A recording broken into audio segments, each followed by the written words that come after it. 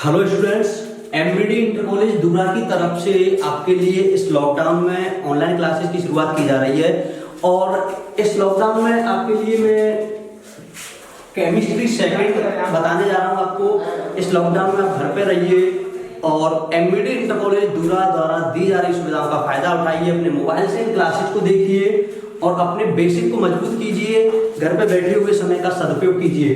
तो दोस्तों, मैं आपको केमिस्ट्री सेकंड के कुछ पॉइंट्स बता रहा हूं जिससे आप अपने फर्स्ट चैप्टर हेलो एल्केन को काफी ज्यादा क्लियर कर लोगे। और इन पॉइंटों को जानने के बाद ना सिर्फ आप हेलो एल्केन को क्लियर कर पाओगे बल्कि हेलो एल्केन से आगे आने वाले चैप्टर एल्कोहल और फिनॉल, एल्डिहाइड और कीटोन और कार्बोक्सिलिक अम्ल वाले चैप्टर को भी क्लियर कर पाएंगे। यानी कि जो आपका फर्स्ट चैप्टर है वो आगे आने वाले सेकंड, थर्ड और फोर्थ चैप्टर से पूरी तरह कनेक्टेड है। इसलिए अगर आप पहले चैप्टर को डिक्लेयर कर लेते हैं तो आगे आने वाले चैप्टर को 30 से 40% आप कवर कर सकते हैं। तो मैं हेलो एल्केन की कुछ कंडीशंस आपको बता रहा हूं। तो देखिए, मैं यहाँ पे 2-3 PCl3, PCl5, SOCl2 पहले इन तीन के बारे में बात करेंगे। तो तीनों के नाम जान लेना हमें जरूरी है। पी को बोलते हैं आप लोग फास्फोरस, और जैसा मैंने आपको बताया था 3 को बोलते हैं ट्राई और Cl को बोलते हैं क्लोराइड। तो पहला नाम होगा PCl3 यानी कि फास्फोरस ट्राइक्लोराइड। दूसरा नाम है फास्फोरस पेंटाक्लोराइड और SOCl2 को आप लोग बोलते हैं थायोनिल क्लोराइड। Thionyl chloride. तो ये जो तीनों प्रोडक्ट हैं इनकी अपनी कुछ कंडीशंस हैं। जब ये रिएक्शन करते हैं तो एक फिक्स एक आपको प्रोडक्ट देते हैं और वो फिक्स है। जब भी ये केमिकल रिएक्शन करेंगे तो आपको PCl3 एक प्रोडक्ट देगा जो कि फिक्स रहेगा, PCl5 भी एक प्रोडक्ट देगा और SOCl2। ये तीनों जो रेजिडेंट हैं, तीनों जो अभिकारक हैं, वो आपको एक अलग अलग फिक्स प्रोडक्ट देते हैं। तो देखिए, मैं बताऊं, यहाँ पे लिखा हुआ है जब PCl3 कोई भी केमिकल रिएक्शन करता है तो H3PO3 देता है और H3PO3 को आप लोग बोलते हैं आर्थोफास्फोरस अम्ल। चाहे आप हेलो एल्केन में इसकी रिएक्शन कीजिए, चाहे एल्कोहल में कीजिए। तो PCl5 जब कोई भी केमिकल रिएक्शन करता है तो आपको POCl3 प्रोडक्ट के रूप में देता है और POCl3 का जो रासायनिक नाम होता है वो होता है फास्फोरिल क्लोराइड। चाहे आप PCl3 की चाहे आप PCl5 की या एल्कोहल से कराइए, एल्डिहाइड से कराइए, कीटोन यानी कि किसी से भी कराएं तो आपको PCl5 हर कंडीशन में POCl3 प्रोडक्ट के रूप में देगा। अब इन दोनों की एक बार फिर से बात करते हैं। आपको देखिए H3PO3 यानी कि आर्थोफास्फोरस में आपको ऑक्सीजन नजर आ रहा होगा। POCl3 यानी कि फास्फोरिल क्लोराइड में भी आपको ऑक्सीजन नजर आ रहा होगा। तो यहाँ पे ऐसा नहीं है कि आप PCl3 की अभिक्रिया एथिल क्लोराइड यानी कि C2H5Cl से कराएं और आपको H3PO3 उत्पाद के रूप में रिसीव हो। ऐसा नहीं होगा, क्योंकि जब रेजिडेंट यानी कि अभिकारकों में ही ऑक्सीजन नहीं है तो आपको प्रोडक्ट में ऑक्सीजन कहाँ मिलेगा। इसलिए इस तरह की अभिक्रिया नहीं हो सकती है।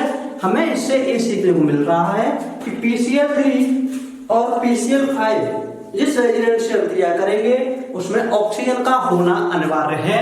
अगर ऑक्सीजन होगा तो आपको POCl3, H3PO3 उत्पाद के रूप में प्राप्त होंगे और ऑक्सीजन नहीं होगा तो PCl3 और PCl5 बिल्कुल अभिक्रिया नहीं करेंगे। आगे बात करते हैं SOCl2 के बारे में। SOCl2 यानी कि थायोनिल क्लोराइड। थायोनिल क्लोराइड जब भी किसी भी केमिकल रिएक्शन में भाग लेता है तो प्रोडक्ट के रूप में वो आपको SO2 यानी कि सल्फर डाइऑक्साइड देता है। सल्फर डाइऑक्साइड आपको उत्पाद के रूप में प्राप्त होता है। लेकिन एक चीज यहाँ पे ध्यान देने योग्य है कि SOCl2 किसी से भी अभिक्रिया कर सकता है, क्योंकि SO2 जो हमें उत्पाद के रूप में प्राप्त हो रहा है वो ऑक्सीजन पहले से ही थायोनिल क्लोराइड के पास SOCl2 में उपस्थित है। इसलिए यहाँ पे ऑक्सीजन सामने वाले रेजिडेंट यानी कि अभिकारक में हो या नहीं हो उससे कोई फर्क नहीं पड़ता है। अब मैं इनकी थोड़ी अन्य जानकारी देता हूँ आपको। PCl5 फास्फोरस पेंटाक्लोराइड होता है, PCl3 फास्फोरस ट्राइक्लोराइड होता है, H3PO3 आर्थोफास्फोरस अम्ल होता है, SO2 सल्फर डाइऑक्साइड होता है। इसके अलावा आपने कुछ अन्य नाम सुने होंगे, मैं इसको क्लियर कर रहा हूं। देखिए, आपने नाम सुना होगा नाइट्रिक अम्ल का, आपने नाम सुना होगा सल्फ्यूरिक अम्ल का, बहुत से ऐसे उत्पाद हैं जिनके आपने नाम देखे होंगे। तो देखिए सबसे पहले बात करते हैं H2SO4 की, HNO3 की, NH4Cl की। इन तीन की मैं बात करता हूं, सल्फ्यूरिक अम्ल, नाइट्रिक अम्ल, अमोनियम क्लोराइड। जब हम इनका आयनन करते हैं तो आयनन के रूप में तो ये H plus SO4 minus minus, H plus NO3 minus और NH4 प्लस और Cl माइनस में अपघटित होते हैं। लेकिन इन एल्कोहल हेलो एल्केन में जब भी ये रिएक्शन करते हैं तो ये अलग प्रकार से अपघटित होते हैं रिएक्शन करते समय, उसके बारे में आपको बताता हूं। H2SO4 जब कोई भी केमिकल रिएक्शन करता है तो वो SO3 और OH में अपघटित होता है। SO3 और OH में अपघटित होता है, जहां पे SO3 पॉजिटिव का और OH नेगेटिव का रोल निभाता है। और अगर हम HNO3 की बात करें तो ये भी OH नेगेटिव और NO2 में अपघटित होता है। यहाँ पे एक अपवाद है, ये दोनों ही नेगेटिव होते हैं, लेकिन रिएक्शन करते समय ये दोनों पॉजिटिव का रोल निभाते हैं। ये चीज आपको खास ध्यान रखनी होगी। ये दोनों ही आयनन में नेगेटिव होते हैं, लेकिन रिएक्शन करते समय दोनों पॉजिटिव का रोल निभाते हैं। और NH4Cl2 NH4 प्लस और Cl नेगेटिव में ही अपघटित होता है। अब देखिए मैं आपको कुछ रिएक्शन करके दिखाता हूं।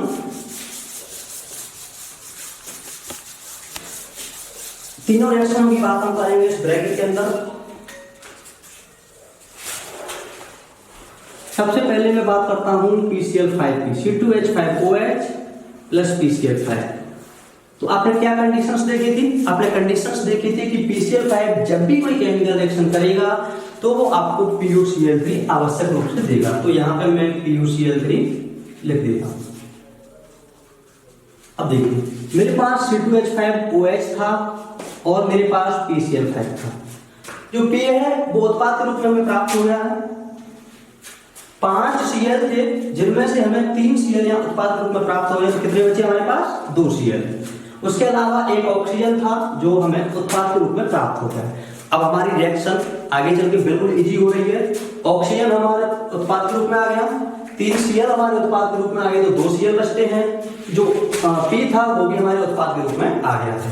तो अब यहाँ पे आप देख पा रहे होंगे एक HCl बन रहा है और एक C2H5Cl बन रहा है। तो यहाँ पे मैं लिख देता हूँ C2H5Cl और HCl। कितना इजी था ये रिएक्शन?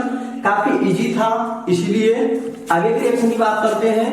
घर पे आप लॉकडाउन के समय का उपयोग कर सकते हैं। MBD इंटर कॉलेज दूरा के द्वारा आपको ये क्लासेस दी जा रही हैं। C2H5OH plus PCl3। तो थोड़ी देर पहले मैंने आपको क्या बताया था कि PCl3 जब भी रिएक्शन करेगा, जब भी रिएक्ट करेगा तो वो आपको देगा आर्थोफास्फोरस अम्ल। और आर्थोफास्फोरस अम्ल क्या होगा? H3PO3 होगा।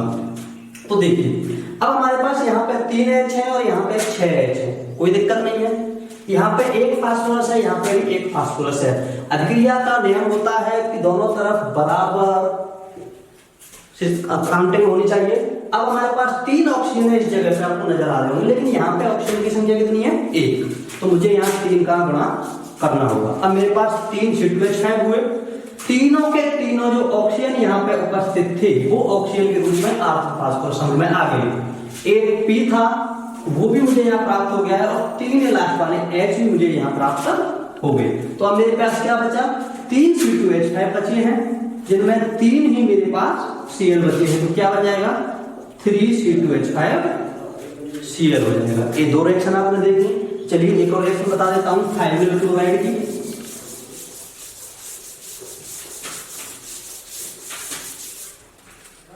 C2H5OH plus SOCl2।